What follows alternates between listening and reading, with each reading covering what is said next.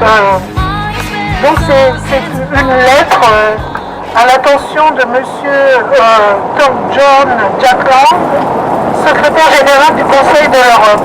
Monsieur,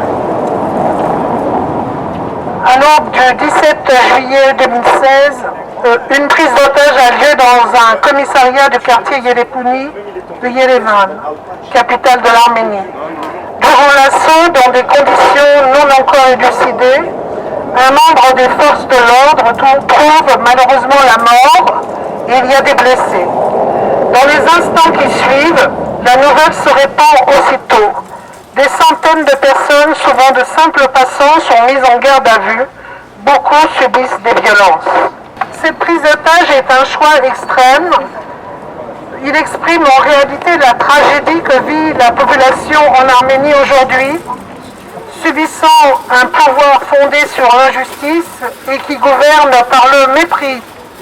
Depuis l'indépendance du pays et avant-elle sous le joug soviétique, les droits élémentaires subis seraient longs.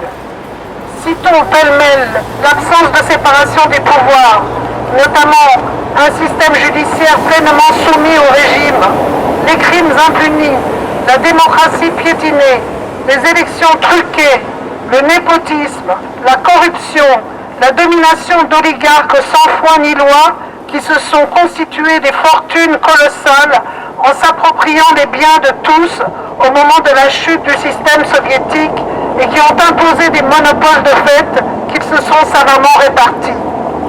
Le régime a créé de toutes pièces une pauvreté endémique.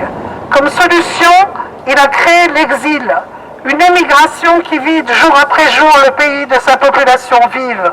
Et pour les pauvres, il y a encore la possibilité de mourir au Karabakh en défendant la patrie à ses frontières, là où vous ne trouverez aucun des fils des oligarques.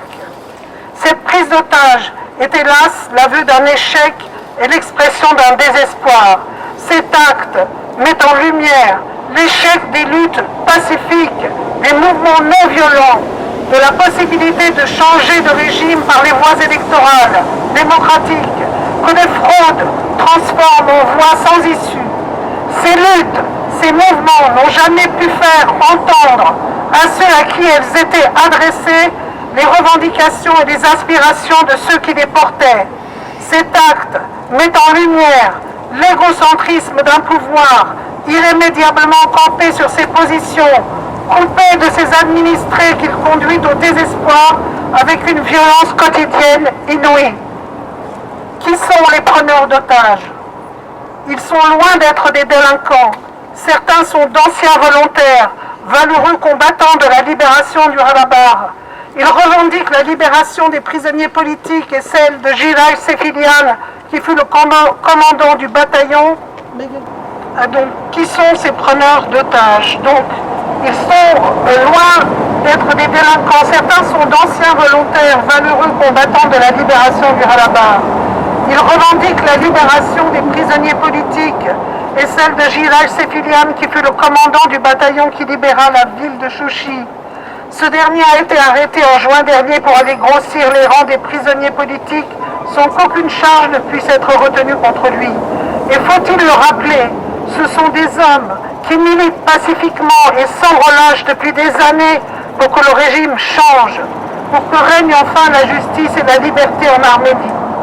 En avril dernier, lorsque la guerre dite des 4 jours met en lumière l'absence de modernisation des infrastructures de l'armée pour cause de détournement et de corruption, lorsque le chef de l'État au pouvoir tient des propos défaitistes concernant le Karabakh, propos qui résonnent comme un désaveu des combattants qui ont laissé leur vie dans les combats, ces militants, ces volontaires, inquiets pour la sécurité et l'avenir du pays, ne sont pas les moins touchés. La gestion de la crise est extrêmement inquiétante. C'est une gestion par le vide qui rappelle les pires pratiques manipulatoires du KGB. Seules apparaissent les forces policières, sans pour autant que leurs responsables soient présents.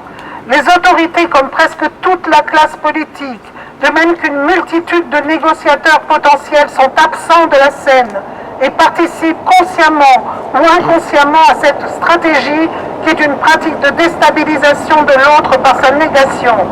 l'omniprésence des forces policières de son côté figure un État policier qui distille la peur.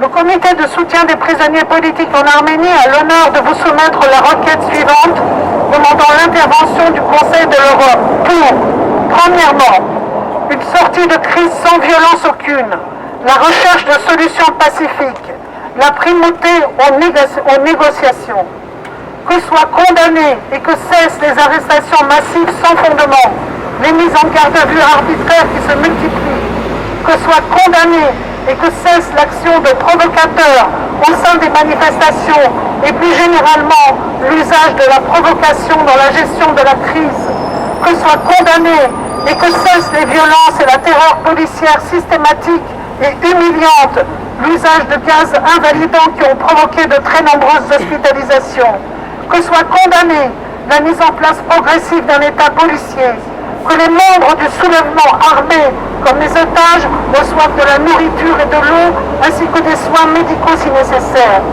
Et deuxièmement, obtenir la libération de l'ensemble des prisonniers politiques en Arménie et l'installation d'un État de droit en Arménie.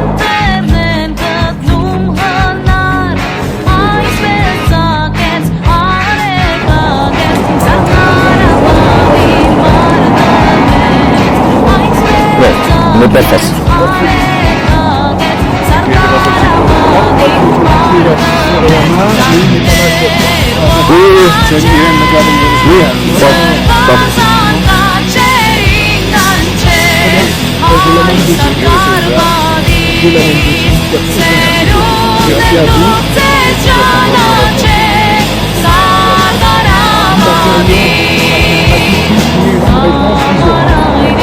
Merci beaucoup. Je vous en prie. Merci beaucoup. Merci beaucoup.